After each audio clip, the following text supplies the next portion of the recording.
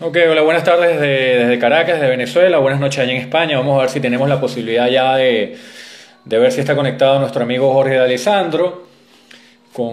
Estábamos hablando hace minutos a través del chat privado, vamos a ver si tenemos esa posibilidad de que se conecte por esta. Ya creo que tenemos al profesor Jorge de Alessandro. Ya lo tenemos, ya lo tenemos. Ya estamos. Hola ¿Cómo está? Carlos, ¿cómo le va Carlos? Buenos días, buenas tardes aquí en España. ¿Cómo está, maestro? Un placer para mí. Le habla Tomás Muñoz desde Caracas. Un placer poder conversar con usted, poder conversar con un referente histórico del equipo que llevo en el corazón, que es el de la tierra de mi padre, como es la Unión Deportiva Salamanca. Para mí es un honor, Carlos, realmente, porque ya sabes que hemos pasado a ser leyenda por Sí. una desgracia de administración de club, tristemente, y hemos tenido que desaparecer. Y evidentemente ahora está el club en un estado que no te lo imaginas y creo que tu padre sufriría muchísimo como sufrimos todos, ¿no? Es que Salamanca no Fíjese, fue lo que fue. me traje. Mire, Oh, este bueno, es uno de mis mayores tesoros que guardo en esto del periodismo deportivo. Ya 22 años tiene esta camisa conmigo. bueno, casi nada, casi nada. Eso es un icono, es icónica esa camiseta.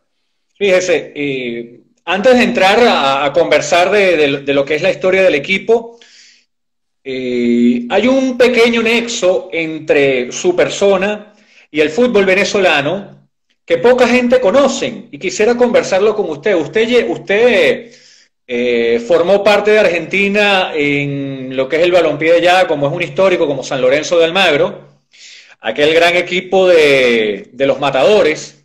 Y si mal no Efectivamente. recuerdo, en la reserva de ese equipo o en las categorías inferiores, estuvo una persona que muchos años después o años después vino a Venezuela como jugador, después como técnico, lastimosamente ya no está con nosotros, y que escribió páginas muy bonitas en la historia del fútbol venezolano, como es mi querido y apreciado y siempre recordado Carlos Horacio Moreno. Efectivamente, Carlitos es un fenómeno. Él es un año mayor que yo. Yo cuando empecé en la novena división, sabes que es la primera categoría que existe en el fútbol base de Argentina. Y Carlitos, él era de Huracán, era hincha de Huracán, Carlitos. Porque Sí, él pertenecía al barrio de ahí, del final del barrio de Boedo, y ya está casi, vivía ahí en esa zona. Y jugaba también con un grupo que jugaba Roberto Espósito, el Colorado Pérez, era de ese grupo, Carlitos. Bueno, era un interior derecho, jugaba de extremo derecho, extremo izquierdo falso, jugaba bastante bien al fútbol, jugaba muy bien, un enamorado de esto. Y bueno, y evidentemente siguió nuestra carrera deportiva. Yo muy rápidamente pasé a Primera División, con 17 años debuté en Primera División, como bien sabes, Carlos, en San Lorenzo de Almagro. Él se quedó un poco postergado, pero bueno, tenía mucho talento. San Lorenzo era muy difícil jugar en Primera División. Y Carlos inteligentemente optó por la posibilidad de jugar en el extranjero. Y ahí fue donde hizo toda su carrera deportiva en Venezuela. Yo se la seguí, pero después, bueno, con el tiempo y las circunstancias, le va perdiendo la pista. Pero Carlos, un chico entrañable, bajito, con melena, regordete, culo apretado. Quería tener siempre la pelota, la buscaba mucho. En fin, en definitiva, y aparte muy listo, muy pícaro. Así que no me extraña que como entrenador haya sido una lumbrera, porque era un tío muy pícaro y se había transferido esto. Es decir, todo lo que vivió en San Lorenzo de Almagro, toda esa cultura que nos daba San Lorenzo de Almagro a todos, porque San Lorenzo más que ser cantera era una base de formación, si nos hacíamos en todos los aspectos. Y Carlos, yo creo que sin llegar a la élite pura de lo que fue el San Lorenzo de Almagro, sí se cultivó en esa academia para después transferirlo en Venezuela. Y me alegro muchísimo, siento que no esté entre nosotros, pero bueno, desde aquí, de donde esté, que nos escuche, toda mi alegría de poder saludarlo a Carlitos Moreno. sí.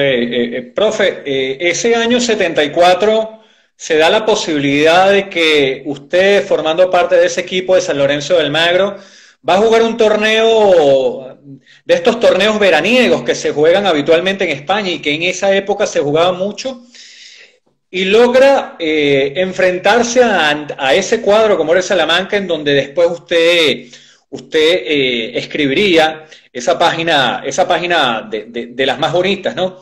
Esa temporada que usted llega 74-75, hay que decirle a la afición encabezada por el recordado García Trait, uno de los entrenadores más importantes de la historia del fútbol español.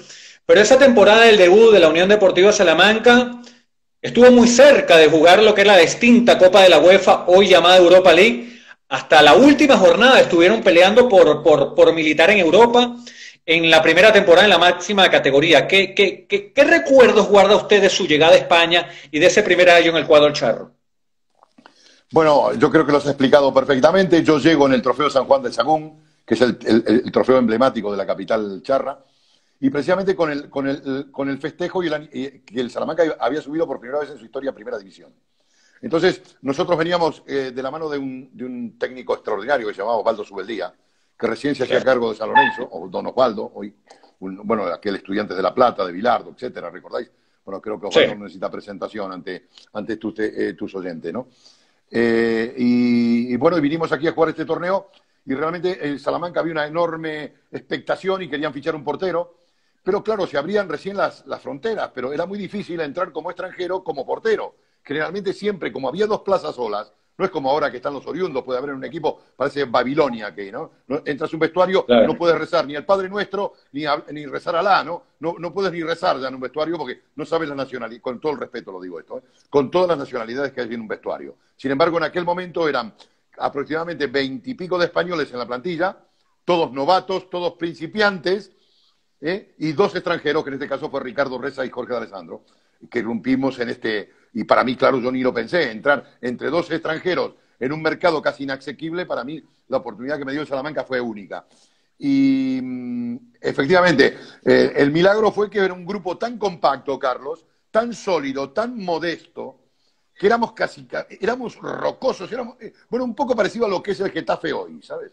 Era aquel equipo, salvando las distancias, ¿no? Que nadie quería jugar con nosotros. Éramos la verdad, auténticamente una roca. En cuanto a trabajo, en cuanto a solidez y evidentemente en cuanto a eficacia. Date cuenta que el Salamanca fue la primera vez, y aparte la primera vez en la historia, que un equipo como el Salamanca recién ascendido gana el Trofeo Zamora, que el Trofeo Zamora es el Oscar a las defensas. Es decir, yo gané dos, que bueno, jugando en el Salamanca, como me decía Jan Oblak, el día que me lo entregaron, me dice Jan Oblak, dice, Jorge, ¿te dan dos? Le digo, sí, Jan, pero en el Salamanca, ¿no? Claro, es muy fácil que estos trofeos, como bien sabes tú, Carlos, los ganen el Real Madrid, Atlético, tal cual, ¿no? Entonces, con esto te hago el ejemplo, ser la portería menos goleada en una competición como la Liga de Española, realmente era una de las claves para ese Salamanca que vio tu padre y que tú en este momento estamos haciendo referencia. Pero había un compromiso, una solidaridad, peleábamos los 90 minutos, ¿no? De una forma despiadada, ¿no? Ya lo nombró usted a Ricardo Reza, que también era su compañero en San Lorenzo de Almagro y que posteriormente estuvo en el Sporting de Gijón haciendo, si mal no recuerdo, pareja de centrales con un Antonio Maceda que comenzaba a aparecer en ese fútbol de España, pero también habían otros nombres importantes, ¿no? Me recuerdo a Huerta Lanchas, esa línea defensiva tan sólida. Pero le pregunto algo, más allá de que usted nada más pudo compartir una temporada con este jugador al que le voy a nombrar, ¿el fútbol de la Unión giraba en torno a lo que colocaba Sánchez Barrios en el eje sector, en el medio de la cancha? Bueno, no, José Luis jugaba un poco como... yo ponía un ejemplo, claro, voy a ser muy antiguo, ¿te recuerdas como Corso? Corso, el del Inter. Ajá, el italiano, claro. Exactamente, era un extremo izquierdo falso, ¿no? Venía, la pinchaba, no era un recorrido completo, no tenía el desborde ni desequilibrio definitivo. Pero Josete era casi más un 10 que un 11. Muy bueno por el pasillo izquierdo, porque Lanchas, que jugaba en ese perfil, era derecho, Lanchas era derecho, un jugador muy expeditivo, muy sólido, muy bien de juego aéreo, pero Lanchas no se incorporaba con recorrido arriba. No tenía un recorrido de ruptura arriba, como hacen los laterales modernos ahora actualmente. Entonces José Luis Sánchez Barrio jugaba en esa zona, pero era el patrimonio de ese sector del campo. Yo creo que la clave del equipo era Robbie, que era un volante pequeño, el tinerfeño, que jugaba en el eje del medio campo y ahí él manejaba muy bien los registros de la conducción del equipo. Porque a su lado estaba Pita, un gallego, un jugador destructivo, tipo Chicho Serna, en fin, tipo de estos jugadores que dan tipo Coque del Atlético de Madrid, ¿no? Que dan un poco de pozo al equipo, pero evidentemente tampoco daba una gran cantidad de línea de pase. Sin embargo, entre Robbie por derecha y Sánchez Barrios, por izquierda era donde galvanizábamos toda la estructura del equipo. Un equipo con un concepto contragolpeador, Carlos. ¿Me explico? Es decir, nosotros hacíamos repliegue intensivo, nos hacíamos muy sólidos, peleando también los dos delanteros. Teníamos un delantero por la banda derecha, rapidísimo, que era Álvarez, que era una bala, que fue inclusive el que hizo los dos primeros goles en la historia del Salamanca. Recordarás tú, el día con el Elche, en el debut. Álvarez en contragolpe, si lo ves en YouTube, se metió en velocidad y batió al portero legendario Esteban del Elche. Y Álvarez era una bala por la banda derecha, y adelante alternábamos con un chico que venía del Valenciano, Víctor, o a veces Cruz Carrascosa o Pepín, que no tenían una gran entidad de arriba, pero la base del equipo era el cero estaba garantizado, esos 24, 25 goles que encajamos eran muy importantes para esa época, y sobre todo la velocidad en la contra, ¿no? Éramos electrizantes y manejábamos muy bien la estrategia. Éramos un equipo que en estrategia hacíamos mucho daño, muchísimo daño. Yo recuerdo que bueno, no recuerdo porque no había nacido, ¿no? Yo nací en el 76, pero al hacerme hincha de la Unión, he tenido que, obviamente, rememorar pasajes históricos, estudiar la historia, que siempre me ha gustado, y sobre todo el equipo de la tierra de mi padre, ¿no? Pero en esos primeros 3 años se roza 2 de las competiciones europeas más importantes que había. Ya hablamos de la Copa de la UEFA, y 2 temporadas después en donde son semifinalistas de Copa, que caen ante el histórico de aquellos años como era el Athletic Club de Bilbao. Ya para aquella época, si mal no recuerdo, había llegado, junto con usted, yo consigo los 2 jugadores más importantes de la Unión, como era Joao Alves, ¿no? Sí, bueno, me pongo de pie. Para hablar de Joao, me pongo de pie porque era una máquina, ¿no? Jugaba en el puesto de Robbie, porque nosotros traspasamos a Robbie al Atlético Madrid en una muy buena oportunidad. Y resulta que esto es muy importante, Carlos, porque son las anécdotas preciosas. Resulta que vamos a jugar un trofeo Ciudad de Granada, en el antiguo estadio de Los Cármenes. Y estamos jugando el trofeo y hacemos el torneo con el equipo donde jugaba Alves en el Portugal, que tenía la camiseta a cuadros, ¿cómo se llamaba? Boavista. En el Boavista jugaba, exactamente. Tenía un número 9 también muy bueno que se llamaba Salvador, brasileño, muy bueno, zurdo. Pero estábamos ahí entre Salvador y Alves. Y en ese momento García Tray tenía una enorme confianza. Por eso a mí, cuando estos mitos que el entrenador no habla con los jugadores y tal cual, a mí me parece una tontería de tamaño. ¿El entrenador con quién va a hablar? ¿Con quién va a hablar? ¿Con el presidente? Claro. Tiene que hablar con los jugadores. ¿Con quién voy a hablar de fútbol yo? ¿Con el utilero? Tendré que hablar con los jugadores. Y en ese momento el respaldo que tenía García Tray con Reza y conmigo, y con algún jugador más que teníamos un enorme respeto y profesionalidad que le habíamos dado a este Salamanca nuevo, García Tray, hacemos casi un consenso y dijimos, escúchame, el 7 de Portugal es un fenómeno, ese nos viene bien, hemos vendido a Robbie, escúchame, ese, el que juega con los guantes, me parece un fuera de serie. Y efectivamente, se compró a Alves y creo que fue un acierto histórico de Salamanca. Alves nos proporcionó unos momentos de gloria. Pero no quería dejar pasar por alto lo que has dicho tú. Yo creo que deportivamente el Salamanca marcó un hito, porque en esas 4 o 5 temporadas iniciales de arranque en la era García Tray siempre coqueteamos con la nueva reglamentación. Habíamos jugado en Europa seguro, segurísimo, claro. Porque evidentemente seguro. Antes era campeón de Liga, campeón de la Recopa y 2 equipos que iban a UEFA. Eran 4 los beneficiados y un quinto según el finalista de Copa. Es decir, ahí un poco era la amalgama. Ahora imagínate que si llega hasta el 8º puesto, yo creo que si miramos las tablas de clasificación hubiéramos competido como mínimo 2 o 3 años en Europa. Y bueno, imagínate tú, para un recién ascendido, para una ciudad de toros, una sociedad universitaria, que el fútbol, imagínate tú lo que hubiera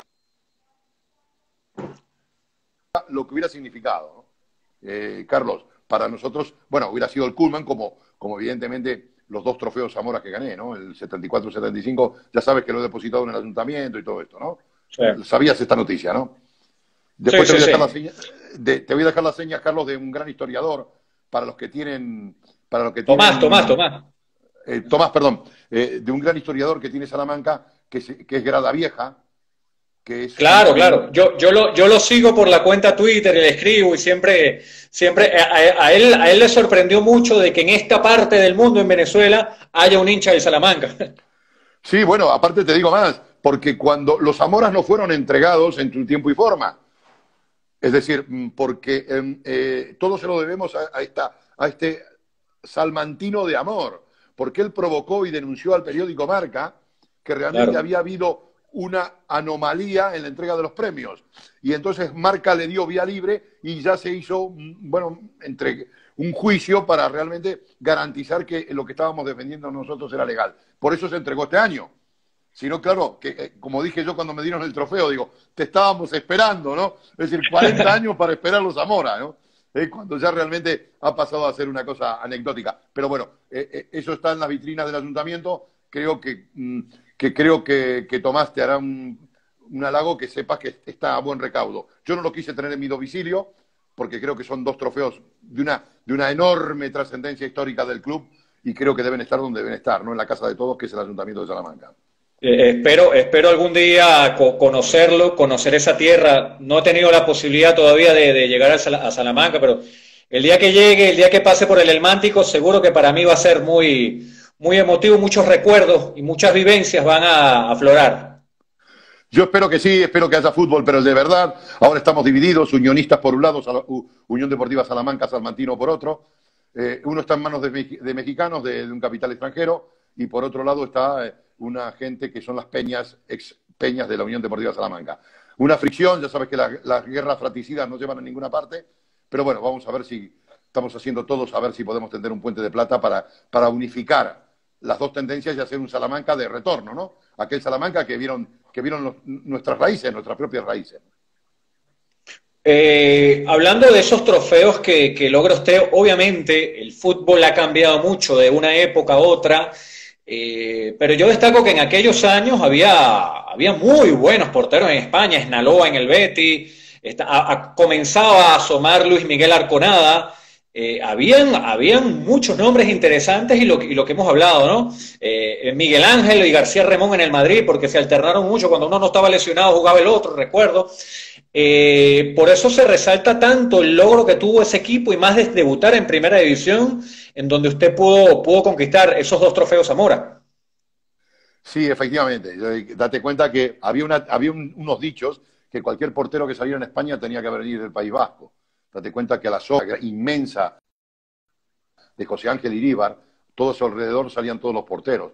Han nombrado casi todos los porteros, eran vascos. Esnaola, Deusto, Arconada, Artola, Urruticochea. Es decir, todos esos porteros tenían exactamente, que del fútbol playa, etcétera, etcétera, ¿no? Y después había algún portero también de otros sitios, como era el gallego Miguel Ángel o García Remón, que era madrileño. Después estaba Junquera, que era un portero también asturiano, que tuvo el Zaragoza. En definitiva, Deusto, Iscoa en el Granada. Y después comenzó con lo que sucedió con mi presencia, que es muy, muy simpático y anecdótico. Me lo decían periodistas de la época, Belarmo, Miguel Ors, que en paz descanse, que recientemente ha muerto, Yagüe, en fin, periodistas de la época, que realmente cuando cubrir una plaza de extranjero con un portero, mi nivel de juego abrió las perspectivas, y perdóname, lo digo con una naturalidad tremenda, todos querían tener un D'Alessandro en su puerta. Y entonces a mi sombra apareció un monstruo como Daniel Carnevale. Claro, en Las Palmas. Exactamente, después vino en tiempos pasados Mazurkiewicz al Granada. Estoy hablando de Mazurkiewicz, casi nada, ¿no? Un monstruo. El uruguayo, claro. El uruguayo, fuera de serie. Después, es decir, que vino Santoro al Hércules de Alicante, vino el Loco Fenoy al Celta de Vigo y Valladolid. En definitiva, es decir, que era impensable tener un portero utilizando una de las plazas de extranjero, porque, bueno, limitaba muchísimo la estructura. Generalmente todos traían un 8 o un 10, o un 9 y un extremo, en fin, ¿no? O un central, que era lo más lógico. Pero evidentemente, ante esa, diríamos, esta imposibilidad, ahora es mucho más fácil traer un portero extranjero, porque te permite la reglamentación, te permite una serie de recursos muy grandes con el jugador denominado, bueno, que lo permite el reglamento, ¿no? Que tienen para poder de libre disponibilidad en cualquier club, ¿no? Pero en aquel entonces fue auténticamente una noticia importante aquello, ¿no? Y bueno, y me tocó a mí romper la nave, ¿no? Más allá de que en esos años que usted llegaba, comenzaba el ciclo de César Luis Menotti al frente del seleccionado argentino, una vez que culminaba la Copa del Mundo de Alemania 74. ¿Sintió usted la posibilidad de ser convocado? Más allá de que en esos momentos, recuerdo que el único convocado para el próximo Mundial de los que jugaban afuera era Mario Alberto Kempes. ¿Vio cercana esa posibilidad? ¿Se ilusionó con haber vestido la camiseta de la selección? Por supuesto, por supuesto. Yo fui campeón sudamericano. Tengo una anécdota muy grande jugando con Venezuela, que me hicieron, Ah, le ganó sí, en Paraguay, en el juvenil de Paraguay, cuando no existía, no era por sub, era campeonato juvenil. ok. Y me tocó jugar en una clasificación con Venezuela, un partido clave. Y me hicieron un gol casi de 35 metros. Me acuerdo que en el estadio del Chaco, jugando contra Venezuela, creo que el portero se llamaba García, Eddie García, un portero venezolano, no recuerdo cómo. Ok, Era ok. sí, un símbolo, yo me Sí, acuerdo de esa generación, ¿no? Bueno, era una perita el Nulce en ese momento Venezuela, no como ahora que su fútbol ya es un poco es temido, ¿no? En aquel momento jugar a Argentina-Venezuela, la verdad que había un abismo. Y recuerdo muy bien y fuimos campeón sudamericano. Pero a partir de ahí, muy rápido, yo sabes que en San Lorenzo tuve muchos problemas de estabilidad, tenía que luchar con Butiche y Irusta.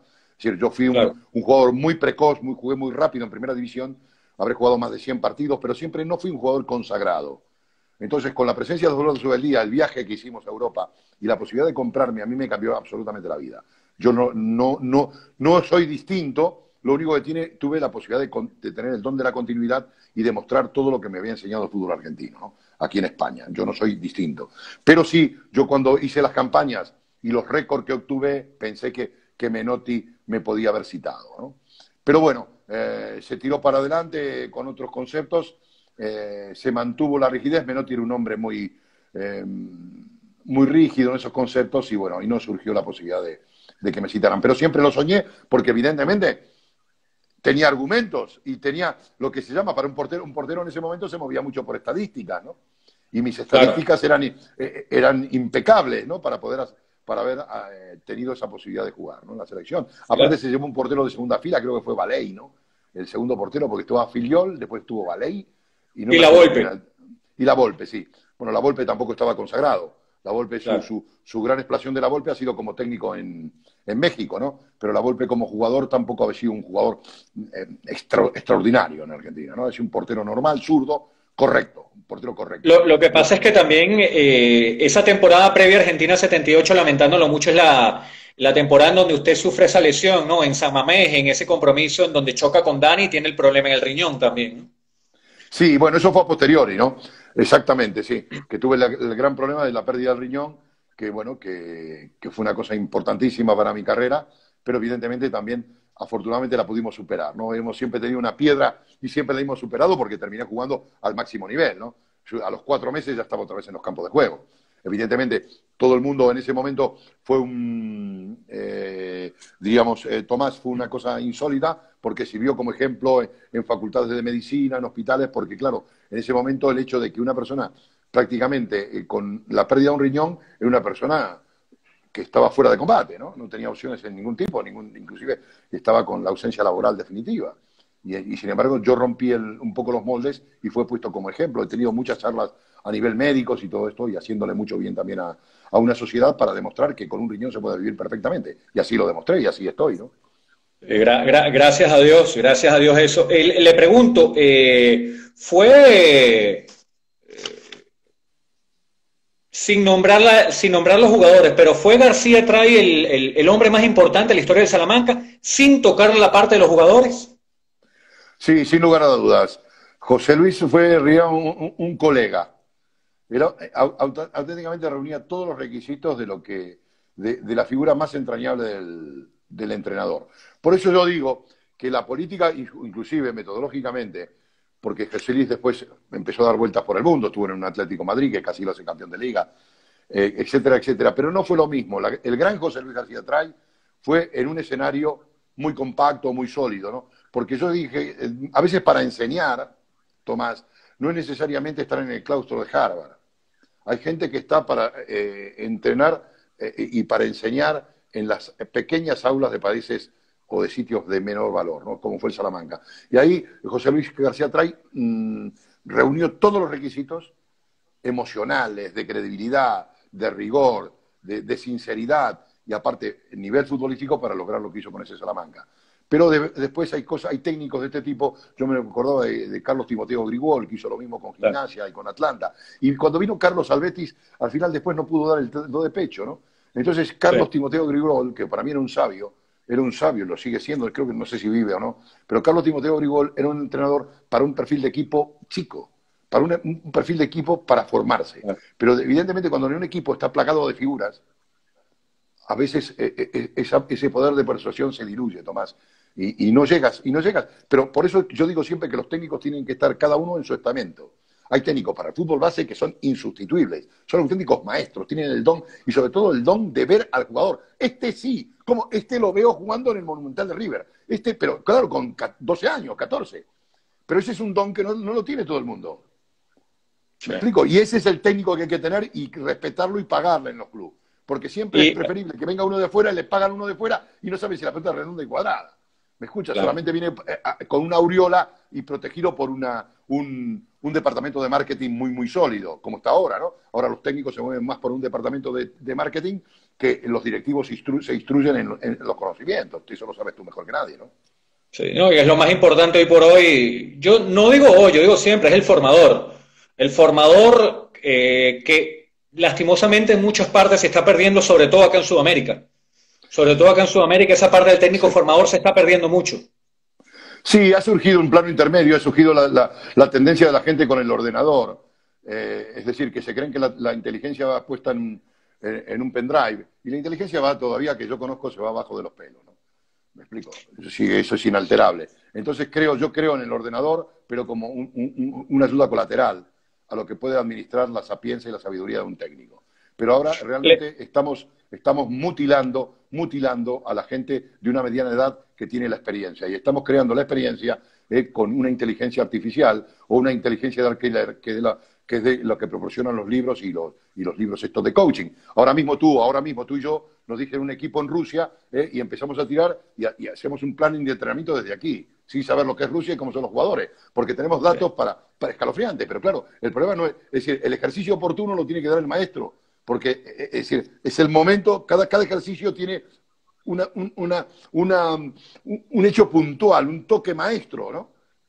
Entonces, ahora estamos llenos de intrusos. Eso es lo que está pasando, Tomás, lamentablemente. Y el fútbol es el campo abonado para que realmente nos visiten los impostores, ¿no? Es un sitio sí. muy, muy, muy de impostores. Perdona que sea tan duro, lo que estoy No, diciendo, ¿no? no, por favor. Sí. Volviendo a aquella época, ¿cuáles eran los enfrentamientos más difíciles, de mayor garra, de mayor presión en aquella época que jugaba la Unión? Porque obviamente yo me recuerdo la victoria en el Bernabéu con el gol de Alves, también Sí. las derrotas del Barça de Cruyff, pero ¿qué partidos eran los más difíciles? Yo creo que nos tenemos que poner en un componente que hemos perdido, el componente épico y el componente social. Cuando en Salamanca, que éramos los charros, íbamos, para mí los más difíciles iban cuando íbamos a conquistar a los vascos, ¿no? Es decir, iban a jugar los charros contra los vascos. Íbamos a jugar los charros contra los catalanes. Íbamos a jugar los charros contra la capital de España. Entonces, cada partido, atrás de cada partido, había un componente inimaginable de historia y de tal. Cosa que ahora con la globalización se ha perdido absolutamente. Ahora somos ciudadanos del mundo. Me parece algo importante, pero en aquella época, es decir, yo los partidos más memorables eran los de equipos del norte, ¿no? Porque Salamanca, como está ahí en ese límite, en esa posición, lo que era Galicia, lo que era el Celta de Vigo, lo que era el Deportivo de La Coruña, lo que era el Athletic Club de Bilbao, la Real Sociedad de San Sebastián, el Sporting Club, el Oviedo, eran partidos absolutamente brutales. Sin embargo, en Andalucía se bajaba un poquito el pistón, ¿no? Llegábamos un poco el nivel era más, no, era importantísimo los partidos, hemos hecho gestas importantes en toda Andalucía, hemos ganado partidos importantísimos, pero el nivel era diferente. Era diferente. Yo creo que, inclusive ya por las condiciones naturales del terreno de juego, porque llegabas y el campo siempre estaba embarrado, si no te lo mojaban. En fin, no era casi había un componente. Quiero dar una escenografía casi teatral porque lo tenía, evidentemente, ¿no? Ahora date cuenta, cualquier campo vas, llueve torrencialmente, el campo no se embarra. La pelota pesa igual, la textura del balón no se inmuta. Antes la pelota se ponía como una piedra. Te metías el pie en el barro, no podías sacar la pelota del pie. Venía un centro que podían cargar al portero en el área pequeña o cargarlo de una forma que se llamaba reglamentaria, entre comillas, ¿de acuerdo? Y bueno, era una lucha fratricida eso, ¿no? ¿Me comprendes? Y entonces quizás le dé más importancia Tomás a los partidos del norte porque por el estado de los terrenos también, ¿no? También en esa última parte, maestro Jorge, que fue ya comienzos de la década del 80, después de que el equipo desciende y vuelve a la Sí, primera división, un fútbol en España en donde estaba por quizás por salir una camada de jugadores que le comenzó a cambiar la cara, como en su momento fue la Quinta del Buitre, como en su momento perfecto. fueron otros jugadores que quitaron esa garra y comenzaron a poner más el toque, pero esos últimos años en primera división, ¿qué considera usted que fue el factor fundamental para que la Unión no fuera tan fuerte, no demostrar esa fortaleza que lo hizo uno de los equipos más populares de España en los finales de los 70? ¿A qué se debió? Yo creo que no pudimos competir ya con las mismas armas que te dije al principio. Se empezaron a abrir las fronteras, apareció el jugador comunitario, el jugador oriundo, y entonces los equipos se fueron nutriendo y el Salamanca ya no pudo competir con eso. El Salamanca tenía un presupuesto y se tenía que mandear, y nosotros utilizamos muy bien la política de los jugadores cedidos.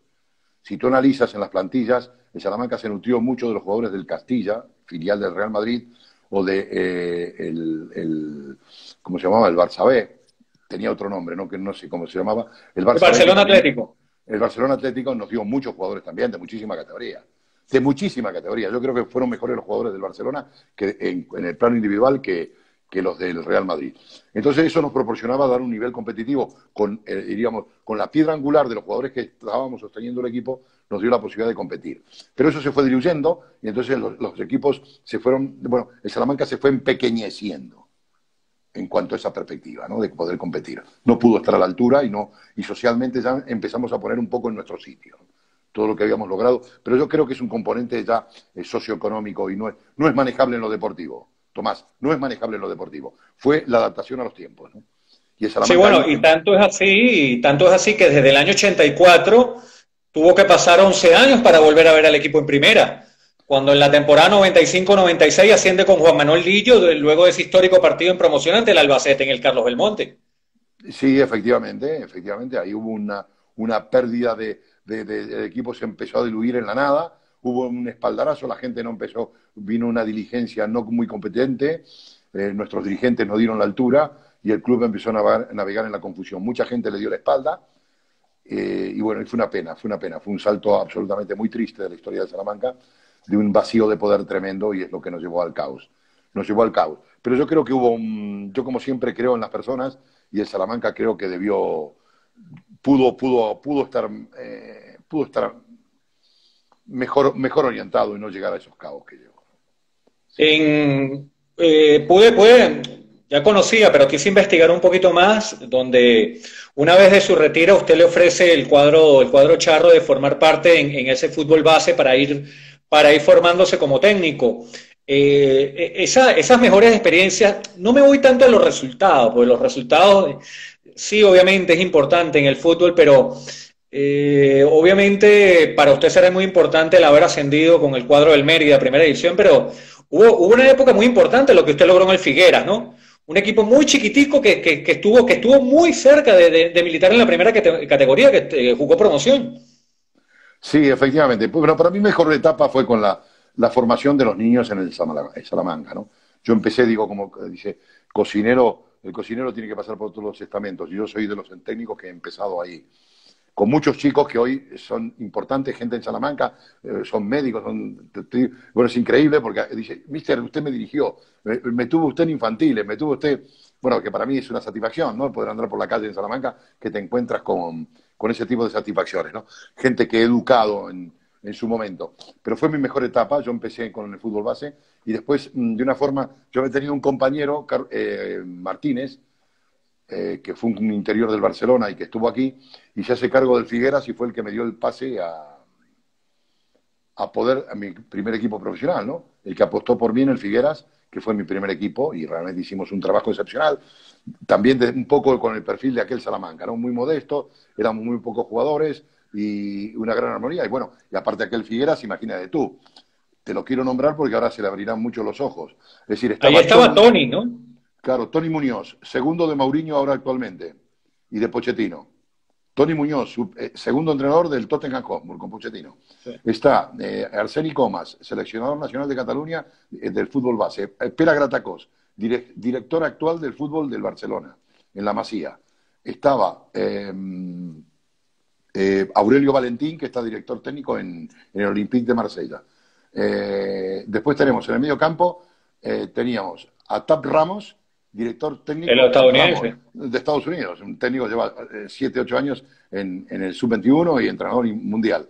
Después tengo bueno, me pongo de pie, Tito Vilanova, que era como mi hijo, Tito Vilanova, que fue el brazo derecho de Pep Guardiola, es decir, bueno, y algo más, porque Tito Vilanova creo que es de las personas que están atrás, que hacen grande a todo, ¿no? Es decir, Pep se escudaba en Tito, que era el que manejaba todos los registros. Bueno, que en paz descanse, un sabio, Tito era un sabio. Y como lo era en el campo de juego. Después te daba Tintín Márquez, que está ahora entrenador, que dirigió al Español de Barcelona, está en este momento dirigiendo en Qatar, está en primera división. Después estaba Peter Vermes, director del Dakota en la MLSL, Sí. también entrenador, tal cual. Mundialista en 1990. Está el Lobo Carrasco y está Aurelio Termina, su director de la Escuela de Fútbol Barcelona. Es decir, de aquellos jugadores que tuve en Figuera, todos están, es decir, que, bueno, prácticamente todos están doctorados, ¿no? Porque sí. Miran los sitios que te he nombrado, ¿no? La gente ahora escuchará, nos estará escuchando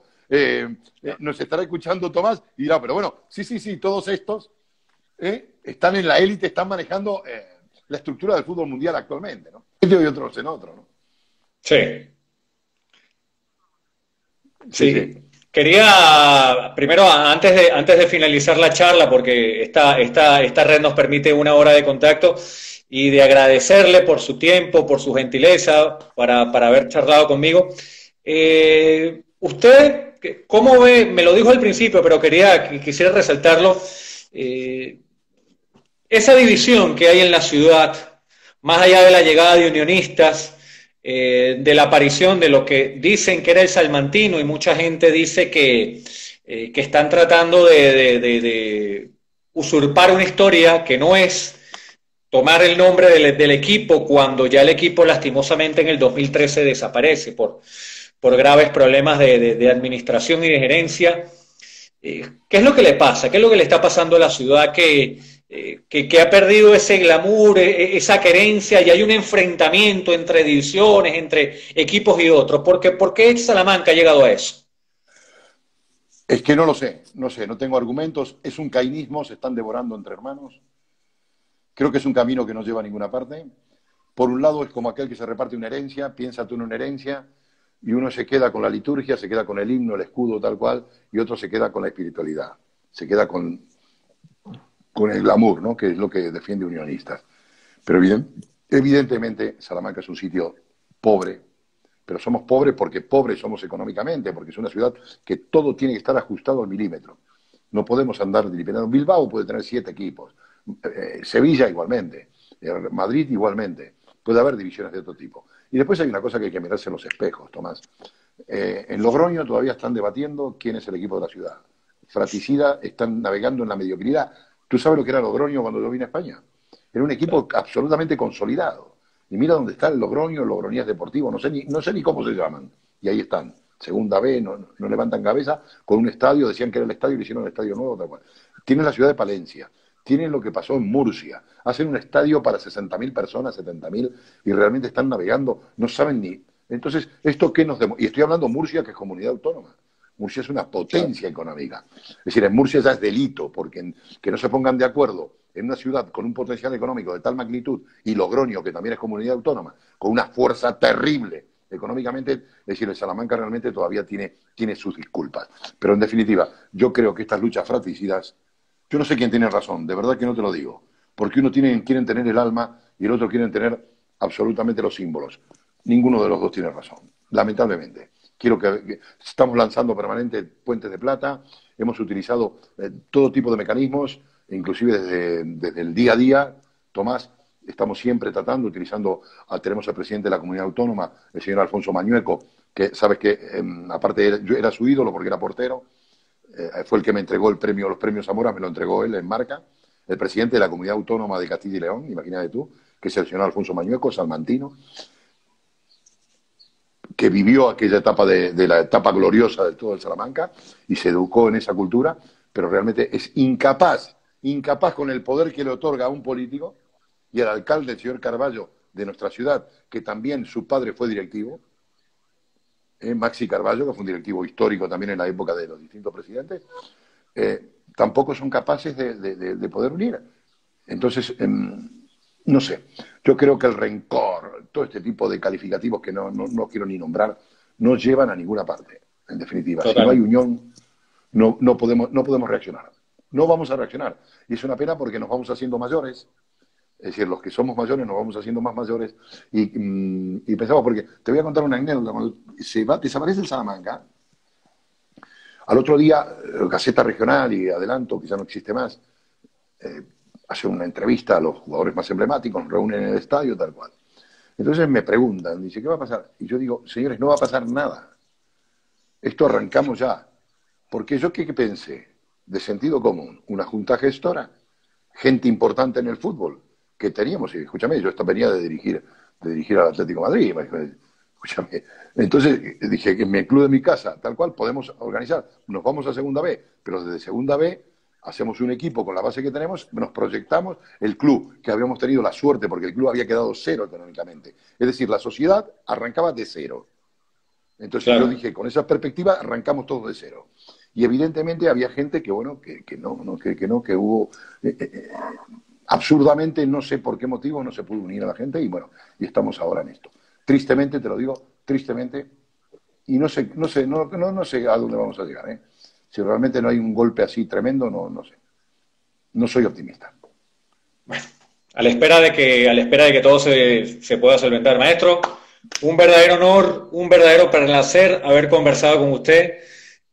Alex Caldal, compañero que está en España en DirecTV, le manda saludos, le manda abrazos, que sí, lo saluda con mucho cariño.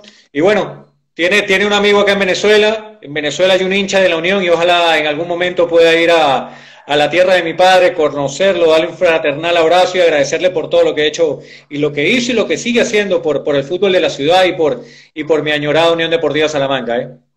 Tomás, muchísimas gracias. Para mí, trasladar las fronteras, cruzar el Atlántico como abanderado, como embajador de la Unión Deportiva Salamanca, para mí, para todos los salmantinos que nos deben estar escuchando, los que nos estén escuchando, para mí es una satisfacción. Pero evidentemente también, como nos une el fútbol, a ver si nos metemos un día con pantalón corto y hacemos rodar la ola, que también vamos a enriquecer a toda la gente. Con nuestro amigo Carlos estará pendiente y Carlos le gusta lo otro. A Carlos le gusta escucharnos, pero le gusta también el fútbol. Dios quiera, maestro. Muchas gracias, Dios lo bendiga y bueno, en cualquier momento seguimos conversando, disfrutando y el fútbol da para todo. Un gran abrazo desde acá, desde Caracas. Tomás, un fuerte abrazo, un saludo a la familia y a toda la gente, muchísima fuerza con este problema del coronavirus que nos tienes a todo en vilo, a ver si podemos romper rápidamente esta triste enfermedad. Fuerza a todos, fuerza. Un abrazo.